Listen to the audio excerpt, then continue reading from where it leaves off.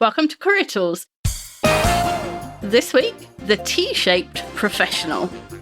The questions discussed answers are, what is a T-shaped professional? And how can I use the concept of a T-shaped professional in my career?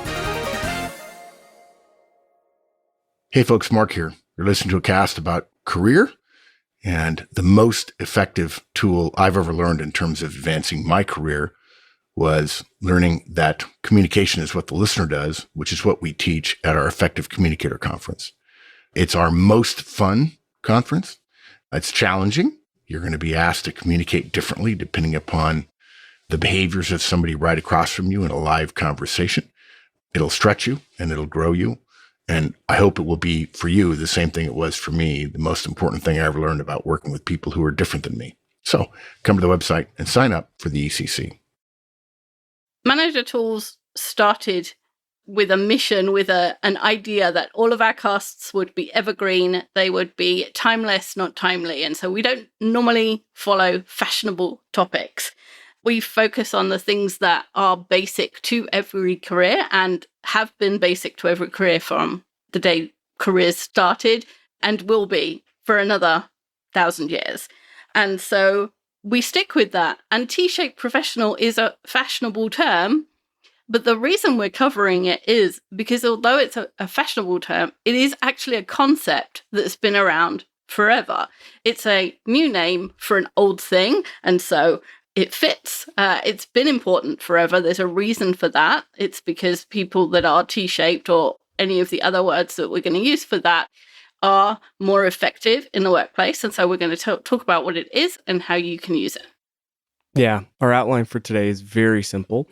We're going to describe what is a T-shaped professional and how can you use it. Now, Wendy, I had no idea what this was. When I saw the name of the cast as I was reading the show notes, I was like, T-shaped professional? That just, huh? And then I read it, and your description in the introduction is exactly right. It's a fashionable term for a not fashionable concept.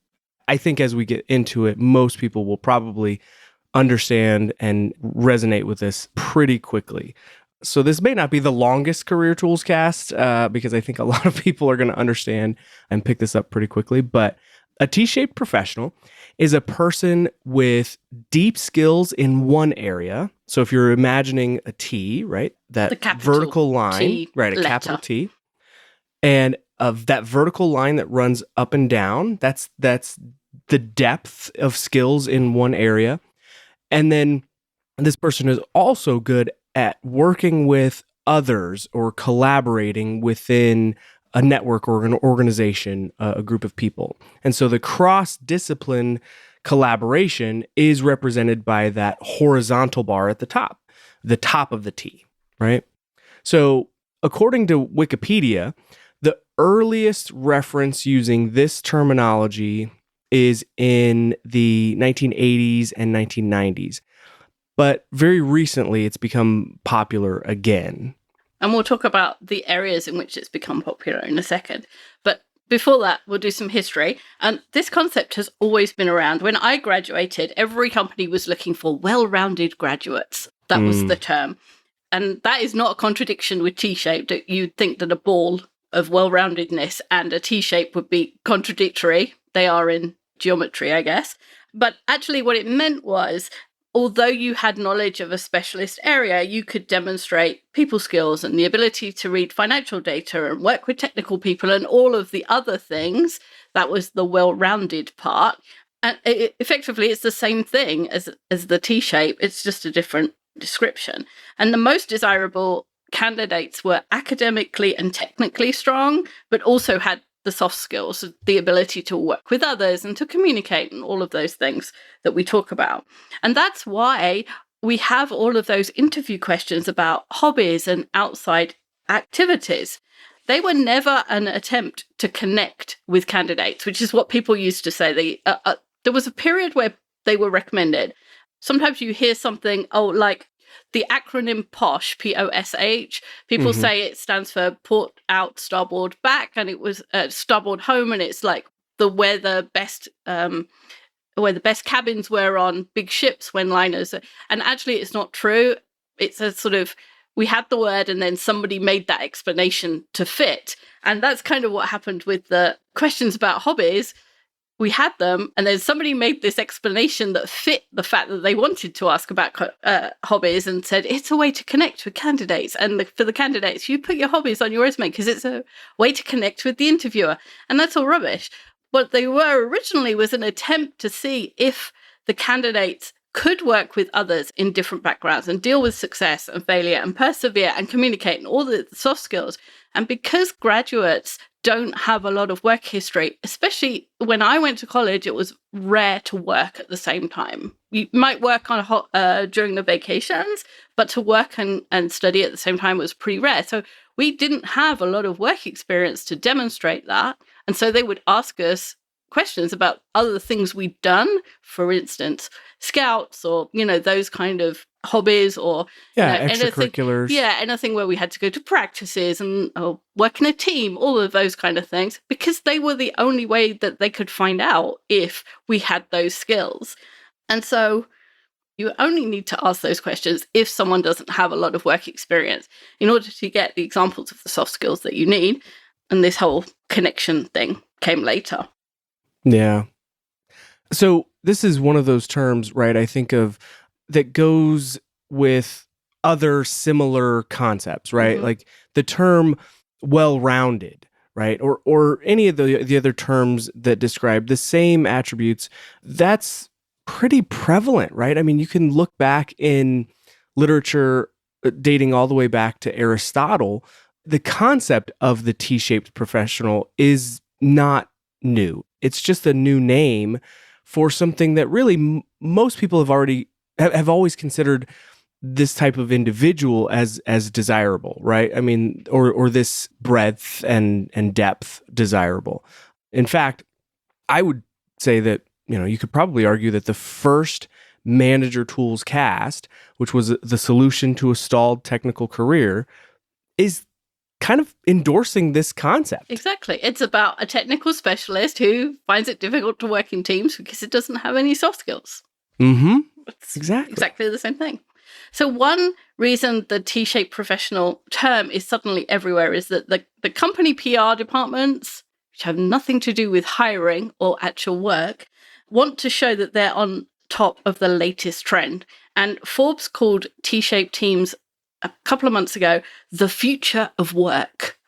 Oh. So now everybody wants to say we're T-shaped, of course, because Forbes says it's food. And PR teams use it to promote the company in general, and then HR uses it to promote the company so that they get the best candidates applying, and it just spreads as a term. Another reason this term is popular is because it's been used by the agile project management movement, for want of a better word, which is another 90s baby. And here it refers to the need for cross-skilled developers and testers in an agile team. So it can mean working with other teams and cross-functional skills in that sense. It can mean soft skills, and it can also mean within a team, everybody being able to do each other's job. It depends which environment you're in, quite what that horizontal team means. But in general, it means technical depth in one area and the ability to work with others or do other things in other areas. Yeah. And, I worked in HR a little bit before coming to Manager Tools, and the talent acquisition or recruiting arm of HR, they are a little bit of, there's some marketing. Oh, it's a sales job. It's absolutely a sales job. And so, I mean, as much as, we kind of deride the term for being really just a new brand on an old concept, I get it, right? Maybe begrudgingly, but I get it. And I think it's important to, we're not putting down HR for wanting to be on the cutting edge and using terms that align with other concepts within the organization. That all makes sense. Our point here is just to make sure that you understand when you see this, because it's now taking hold and has been for a while, that you understand when you read a job posting, what that T-shaped concept is. So when you see this, you're not caught off guard, or even better, not that you're not caught off guard, but you know exactly how to position your answers, your skills when you're answering, questions, when you're talking to recruiters or professionals in the organization. This understanding of this concept can help you or help guide you to be more effective in those interactions when you're looking to go work somewhere. If you know the framework that somebody is using to communicate any concept, being able to communicate what you want to communicate in that framework helps you enormously with communication. Yeah. It's like if there was a secret trick, that's one of the secret tricks. If nothing else, Wendy, this is going to sound super reductive. If nothing else, it's just one time in the interview or in the recruitment process where you don't have to say, I'm sorry, what does that mean? Yes, exactly. Right? Yeah. What do you mean by that? Yeah, because the company will use plenty of acronyms you've never heard of. Exactly. So it's one. Yeah. Folks, the other way you can further your career is sign up for a Manager Tools license. It's $200 a year. And for that, you get a ton of value. It used to be all you got was access to our show notes, both a year's worth of show notes going forward for Manager Tools and Career Tools, as well as access to Executive Tools, which is only available to listen to licensees, but show notes for that as well. But also show notes for the entire archive, all 18 years of Manager Tools, and I think 16 years of Career Tools, plus the interviewing series, which is a separate product, which you can buy separately. But why would you when you can get it for free for only slightly more than you pay it and get a license as well? I'm told all the time by licensees, thousands of them, that it's their most important purchase of the year. So come to the website, sign up. So one way you can use it is when you're being recruited or you're going through an interview process to understand and to communicate your skills. Another one is to model your career on that T-shaped or well-rounded or whatever term you want to use in order to increase your success. We said it's been popular since Aristotle. And I found when I was writing this cast, there is an Aristotle quote, which I should have put in the show notes, about the ability of people to work in teams and to work together to find things, but as well to know about something in depth. So when I say Aristotle, there is a genuine quote, even though I haven't put it in here. So if it's been popular since then, if it's been something that people have been talking about since then, it's a good thing to model your career on. Absolutely. And we've talked about this, starting from our first cast, it's sprinkled all throughout the years. Technical knowledge is not enough to be successful. The ability to work with others on a team, with people doing other functions within an organization, that stuff is essential. And that's not going to go away. I think organizations have tried to change their structure, get flatter, do all that stuff. You're always going to have to work with people across functions and in teams. So more technical training is not going to be the answer to, like, for instance, like we talked about with our first cast, a stalled technical career.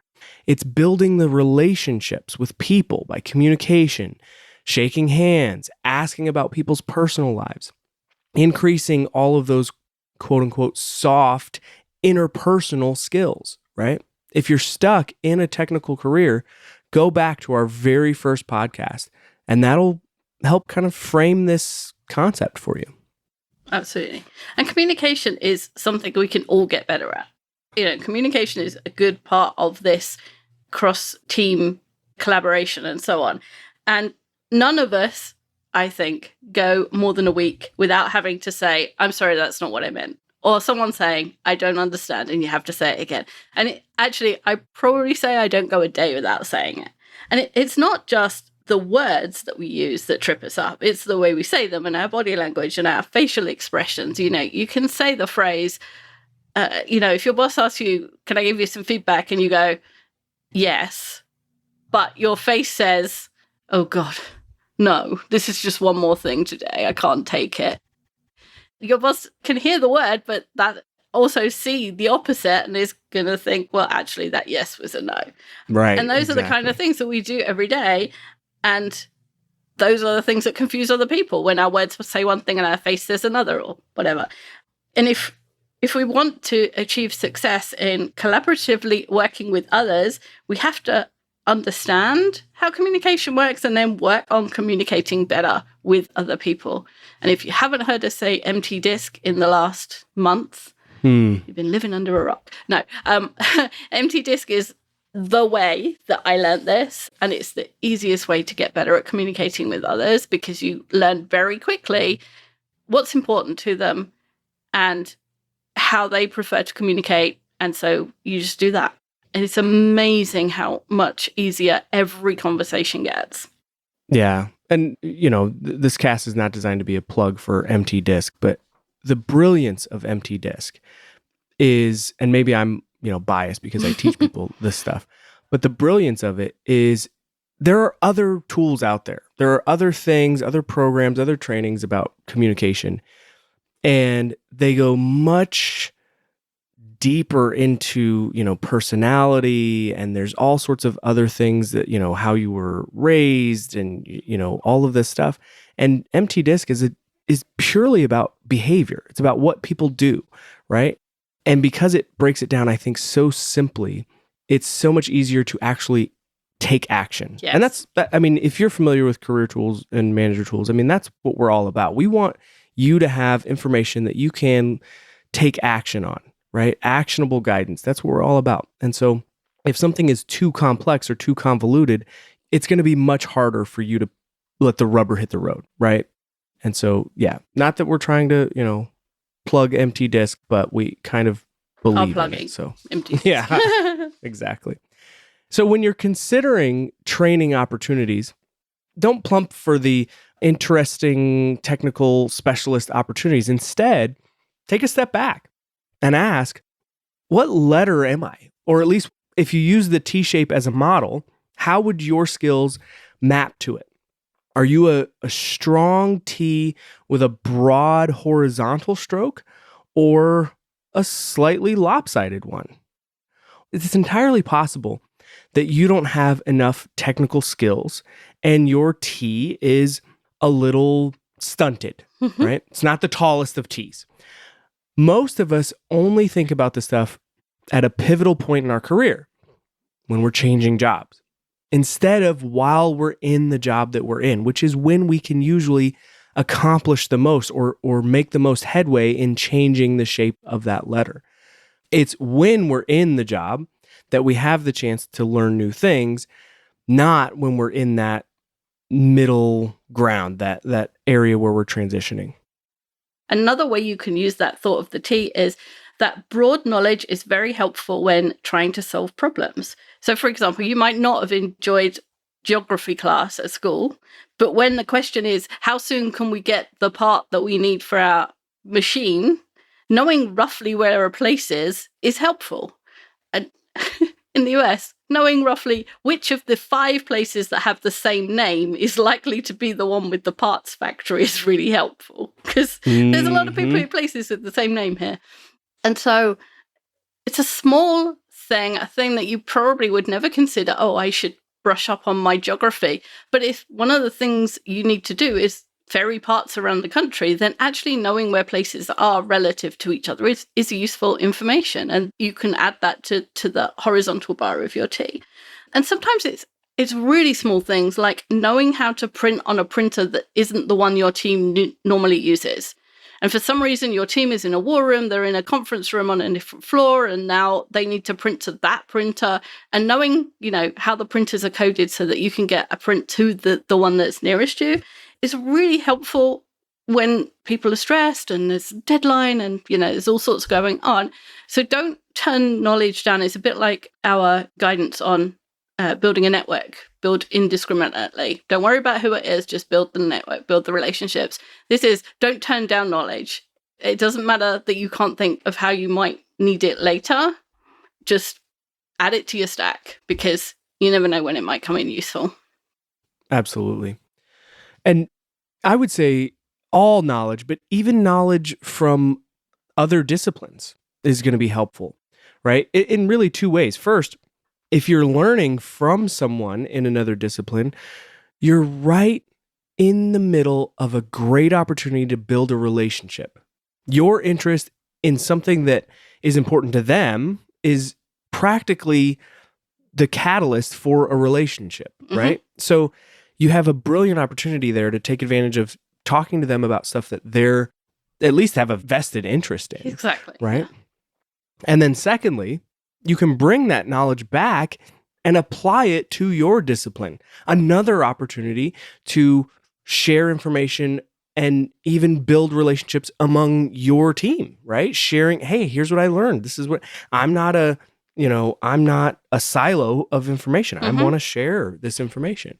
And that's one of the reasons that Agile has become really the project management process du jour, is because it's applied to so much more than just software development. I mean, you can apply the process, the framework to any project, really. And people have been. So, and you know, exactly. somebody somewhere, because Agile started in software development, you can imagine somebody somewhere, the software team implemented it, and the sales department that was feeding information into that team, or the customers, or someone who was outside of that team said, hey, their project thing is working really well. I wonder if we can try it. And that's applying something from one discipline into another. And look where we got to. Now everybody's agile. Exactly. So the T-shaped professional, if your skills are deep in one area and broad across a bunch of areas, or you're able to collaborate, whichever one seems most important in your role, is a desirable model for a career. Those people are more likely to get better opportunities. They're more likely to get promoted. They're more likely to have interesting things to do because they can apply their skills to more things. I would even argue, Wendy, they're also in a way more likely to be included in things because they have that knowledge, but also if they don't know the information, just like what we just talked about, maybe they know someone there, right? They have a connection there, right? So that broadness also opens the door for opportunities. So anyone with a deep technical knowledge, the ability to work well in a team, with strong relationships and an orientation towards results, almost can't help but be successful. And that's one of the definitions of a T-shaped professional. So when you see it out there, you will now know what it is. And when you're thinking about your own career, you can think about some of the suggestions we made and use those to become more successful in the future. Yeah. Thanks, Andrew. Thanks, Wendy. Bye, everyone. Bye, everyone.